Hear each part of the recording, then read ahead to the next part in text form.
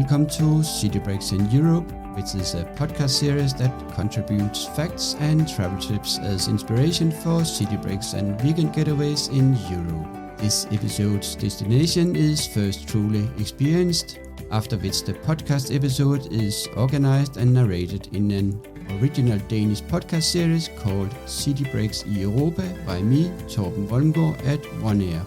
Voiceover translation to English is completed with the help of TTS AI software, simply to save time and focus on creating new episodes. Enjoy!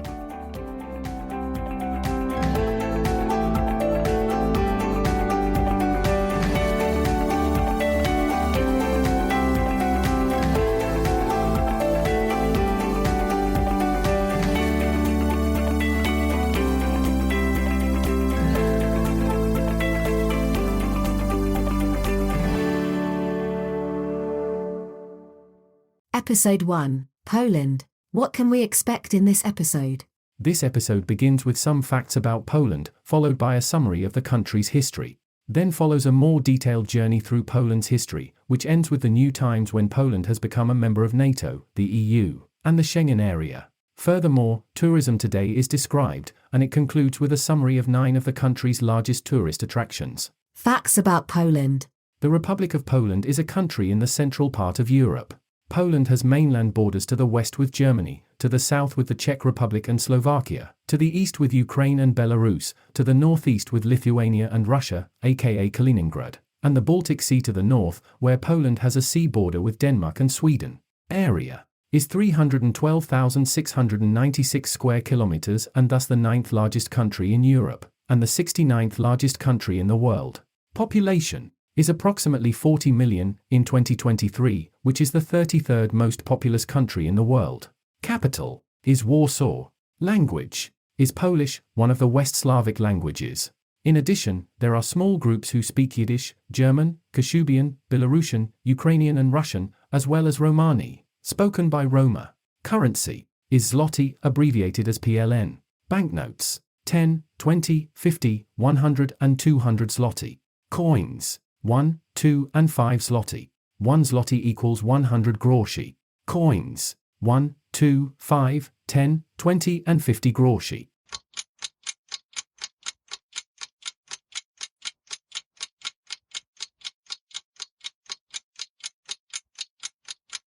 Summary. Historical timeline of Poland.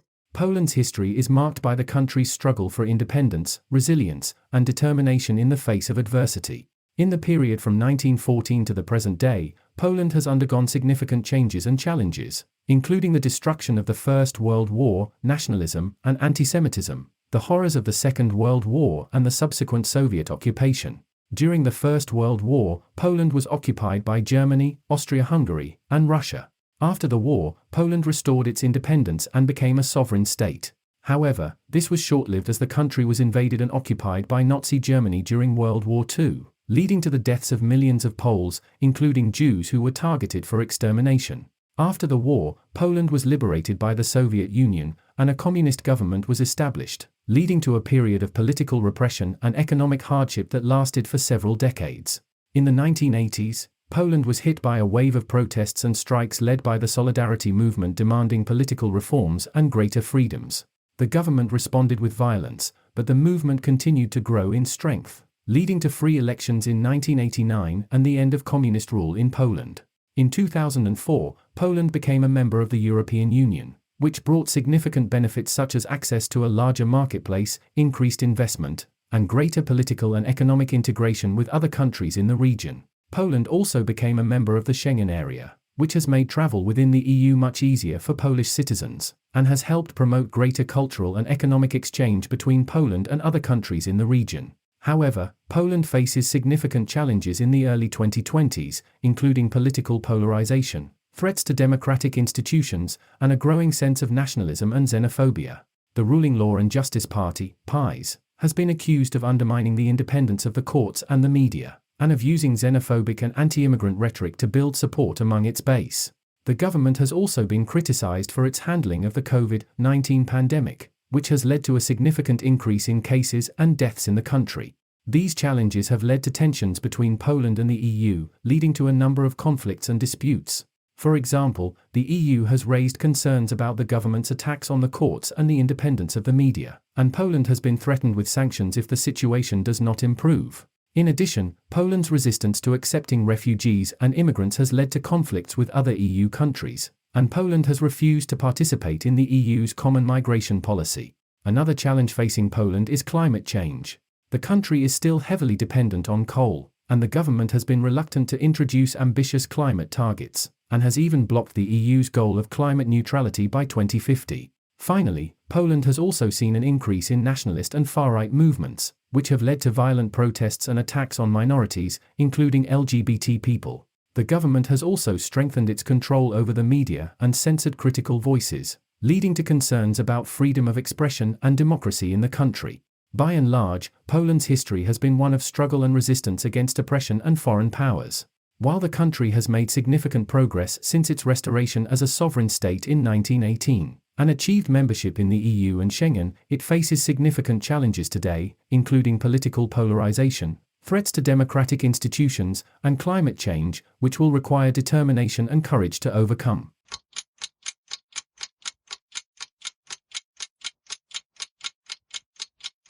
In the following, the history of Poland is told in a more detailed version. Prehistory, tribes and early culture. The presence of tribes and early cultures characterized the prehistoric era in Poland. They were mostly hunters and gatherers who lived off the land and depended on the natural resources for survival. Archaeological findings date some of the earliest evidence of human life in Poland to around 500,000 BC. During the Peasant Age, around 4000 BC, agricultural settlements began to be established in present-day Poland. These communities lived on agriculture and traded with neighboring regions. Pottery making became prominent during this period. As these early cultures developed, they also developed different artistic styles that can still be found today in many archaeological artifacts. Intricate carvings on stone tools and figures, as well as decorations on clay containers, are examples of this. All in all, these early cultures laid the foundation for future civilizations to flourish in Poland, and they greatly contributed to the country's rich history and cultural heritage.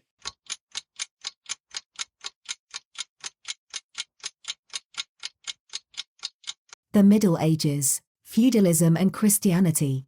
In medieval Poland, feudalism and Christianity were two dominant influences that shaped society. Feudalism was a socio-economic organization that exchanged land for military service. The nobility controlled vast estates and the peasants who worked their land. In the feudal system, there was the king, followed by nobles, lesser nobles, and finally peasants. During this period, Christianity played an important role in shaping Polish culture. In 966 AD, Poland's first ruler, Mieszko I, converted to Christianity as part of his political strategy to unite his people and gain recognition from other European powers. The Catholic Church became an important institution in Poland and greatly influenced all aspects of life. During this period, the Church also played an important role in promoting education throughout Poland. Monasteries were institutions of learning where monks taught boys from noble families reading, writing, and arithmetic. Girls were taught in convents or by private tutors employed by wealthy families.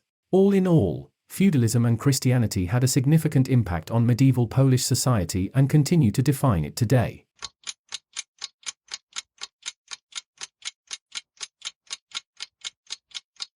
The Polish-Lithuanian community, reunification and expansion. In 1569, the Polish-Lithuanian Real Union was established, combining the two neighboring nations and forming one of Europe's largest and most powerful countries. The negotiations between King Sigismund II Augustus of Poland and Grand Duke Stephen Batory of Lithuania resulted in the creation of a commonwealth with a common parliament, military, judiciary, and foreign policy. This union brought stability to the region and allowed Poles and Lithuanians to exchange cultural ideas. Poland-Lithuania increased its territory significantly under Commonwealth rule through conquests and alliances. Poland-Lithuania reached its peak as a European power during the reign of King John III Sobieski. It successfully defended against invasions from the Ottoman Empire twice during his reign, including winning the historic Battle of Vienna in 1683, which is considered one of the turning points in modern history. But this development created tensions among the country's diverse population, leading to conflicts, including wars with Sweden, Russia, and the Ottomans, which significantly damaged the kingdom in the following years. Despite its eventual collapse, The Polish-Lithuanian Rail Union remains an important chapter in European history for its contribution to regional and continental politics, culture, and society.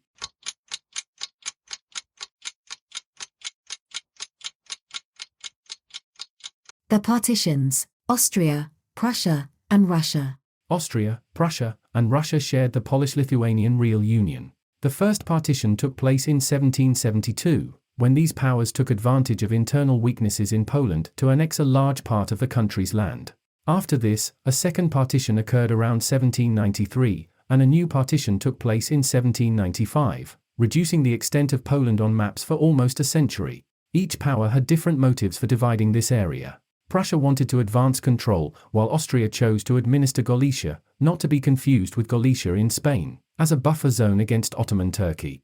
Meanwhile, Russia wanted to weaken Poland's political influence. The partition was met with opposition from many Poles, who saw it as an affront. Despite their uprisings, Polish attempts to derail or end these partitions were futile. The events near the partitions are not only a milestone in Poland's cultural history, but also serve as an example of how authoritarian countries can use weaker countries to their advantage. You are listening to City Breaks in Europe, a podcast series covering facts and travel tips as inspiration for city breaks and weekend getaways in Europe.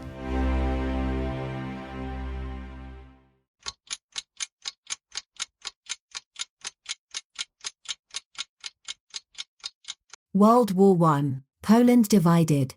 During World War I, Poland was not a sovereign state but was divided into three parts. The Poles were conscripted into the Austro-Hungarian, Russian, and German armies to fight on different fronts.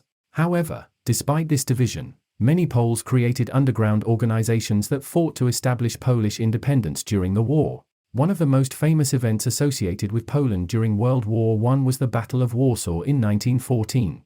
During this battle, Russia and Germany fought for control of Warsaw, and Germany ultimately defeated Russia due to its superior military power. Nevertheless, Germany occupied Warsaw soon after and maintained its control over much of Poland during World War I. World War I changed the state of Poland significantly, as the country became independent after a 100-year period under foreign rule. The Treaty of Versailles ensured an independent Polish state that reclaimed previously occupied territories.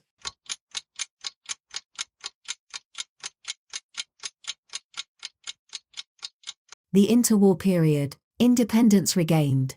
After the end of the war, as mentioned, Poland achieved its independence after a long period of foreign rule. This newfound independence proved to be a challenge for the new country, as the state faced many economic and political problems in the interwar period. The country was left devastated as a result of the war, and it required significant reconstruction to create an infrastructure from scratch. Despite facing many obstacles, Poland worked to establish itself as a solid foundational nation. The government introduced reforms to improve agriculture, industry, education, and health care. Poland also improved its diplomatic status by signing non-aggression treaties with neighboring countries. The interwar period witnessed the rise of nationalist movements advocating Polish culture and identity. As part of this effort, nationalist movements proved instrumental in strengthening the public's sense of national pride and cohesion. The nation of Poland managed to weather these turbulent times and develop a strong foundation through which the country could expand its opportunities and fulfill its many goals for the future.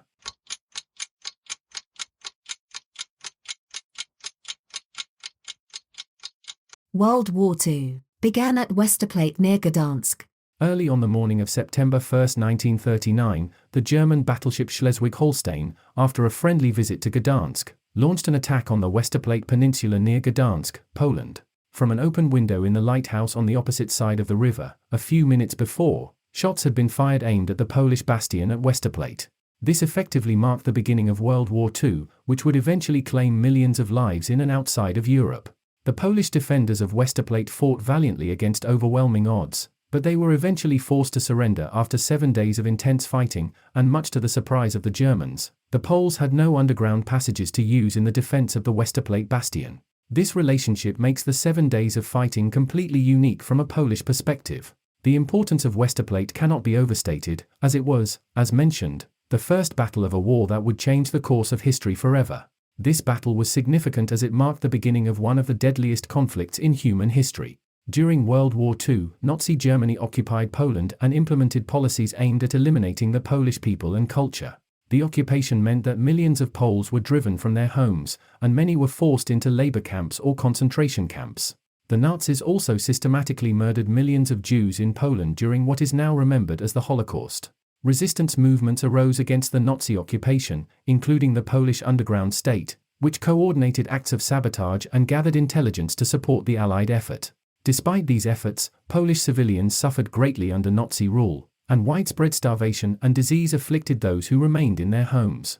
It was not until 1945, when Soviet forces liberated Poland, that the country was finally freed from Nazi control. Today, Poland remembers its war history through memorials and museums such as the Auschwitz-Birkenau State Museum, which serves as a poignant reminder of the atrocities committed during the Nazi occupation. While it cannot take away the pain and suffering that so many experienced, it serves as a symbol of hope for a brighter future where such horrors are never repeated. Today, Westerplatte remains an important historical site with a museum dedicated to telling the story of this defining moment in world history. It serves as a reminder that, while wars may start small, they can have devastating consequences if left unchecked. On Westerplatte, a large sign has been erected with a Polish text roughly translated to, "Never more war."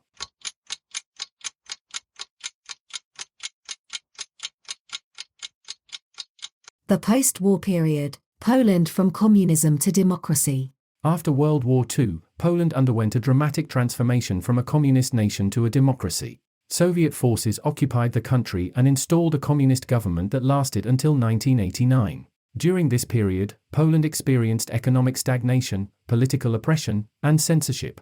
In the 1970s and 1980s, however, social unrest and opposition movements began to emerge.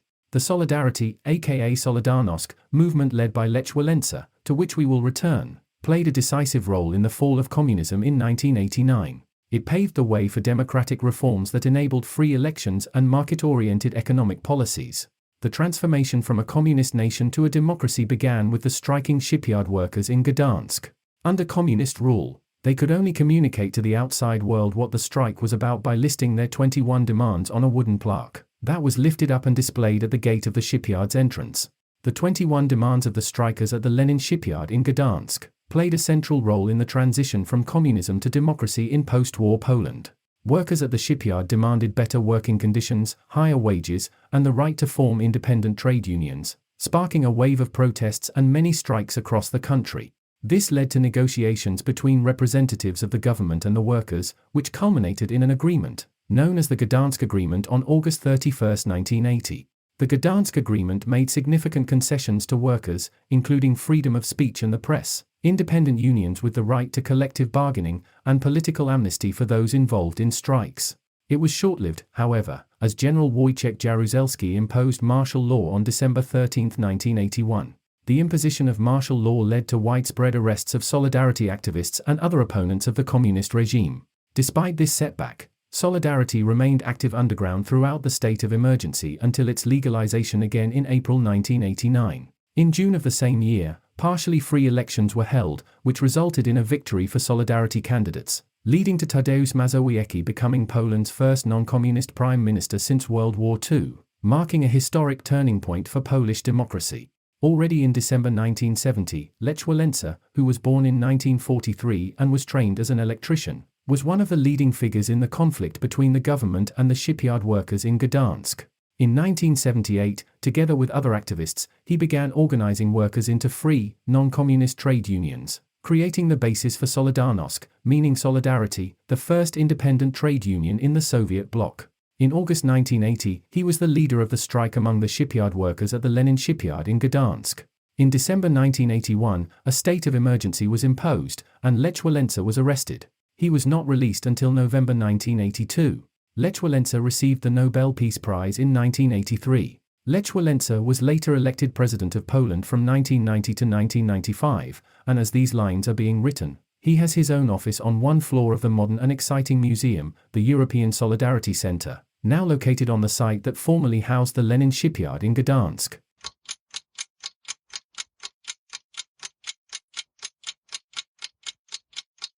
New times. Poland becomes a member of NATO, the EU, and Schengen. In 1999, Poland became a member of the North Atlantic Treaty Organization, aka NATO, along with several other former Soviet bloc countries. Poland's membership in NATO has been crucial for the nation's security because the country borders Russia in the form of Kaliningrad to the northeast. However, Poland's relationship with the EU has been more complex than its relationship with NATO. From 2004 onwards, Poland, now a member of the European Union (EU), has been among the largest recipients of funds and enjoys the benefits of membership, including unlimited access to the EU market. Poland's non-liberal government has disagreements with the rest of the EU, particularly on issues such as migration and the independence of the courts. Poland is also a member of the Schengen area, a zone in Europe that allows free movement that facilitates trade and travel between, at the moment, 27 European nations. Membership of the zone has been important for Poles seeking educational or employment opportunities due to the Schengen Agreement, but it also means that border controls are managed by other states, which can lead to tensions when security threats or migration crises are perceived.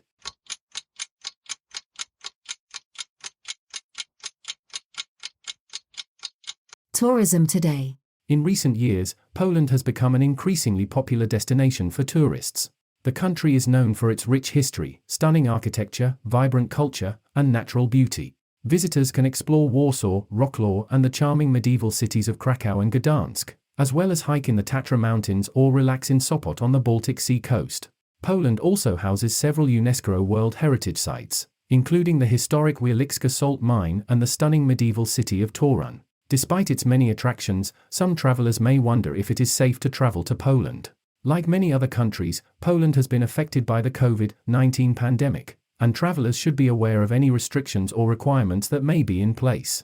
In addition, Poland, like many other countries in Europe, has experienced an increase in terrorist threats in recent years, and tourists should exercise caution and be aware of their surroundings, especially in crowded public places. However, Poland is generally considered a safe destination for tourists, and the country has a well-developed tourism industry with a wealth of accommodations, restaurants, and attractions for almost any budget.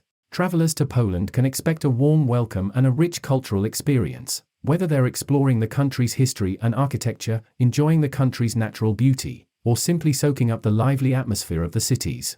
With its stunning scenery, fascinating history and culture, friendly people, and affordable prices compared to other popular destinations in Europe, Poland will continue to be an attractive country to visit for travelers seeking unique experiences. As tourism continues to grow in Poland, it will undoubtedly play a crucial role in economic development in the coming years.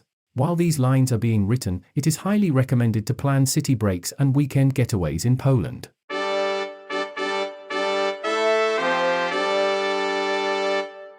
Poland, top 9 tourist attractions. 1. Kraków. This historic city and former capital is located in southern Poland. It is a popular destination for city breaks and weekend getaways thanks to the beautiful old town with Gothic architecture and a rich cultural heritage. 2. Warsaw. A popular destination for city breaks and weekend getaways, Poland's capital is a vibrant and dynamic place to visit with a thriving art scene, world-class museums, a cozy old town centre, and a fascinating history. 3. Gdansk. Gdansk is a historic city with a beautiful old town, charming cafes, picturesque canals, and not least Westerplatte and the European Solidarity Centre. 4. Wrocław. Wrocław is known as the Venice of Poland because of the many bridges over the River Oder. It is a charming city with a fantastic medieval town centre, colourful buildings, and a lively student population. The city centre includes a lot of hidden sculptures of dwarfs. 5. Zakopane. Located in the Tatra Mountains, Zakopane is a popular ski resort for locals with stunning views, traditional wooden architecture, and plenty of outdoor activities. 6. Malbork Castle. This impressive castle complex in northern Poland is the largest brick castle in the world and a UNESCO World Heritage Site. 7. Auschwitz-Birkenau Memorial and Museum. This bare-bones museum complex near Kraków is worth a visit for anyone interested in learning more about the atrocities of the Holocaust. 8. Wielicka Salt Mine. This fascinating underground complex near Kraków features amazing salt sculptures, underground lakes, and even a chapel made entirely of salt.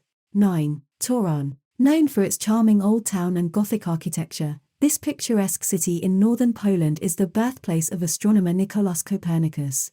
Well, these are just 9 of the many wonderful destinations Poland has to offer.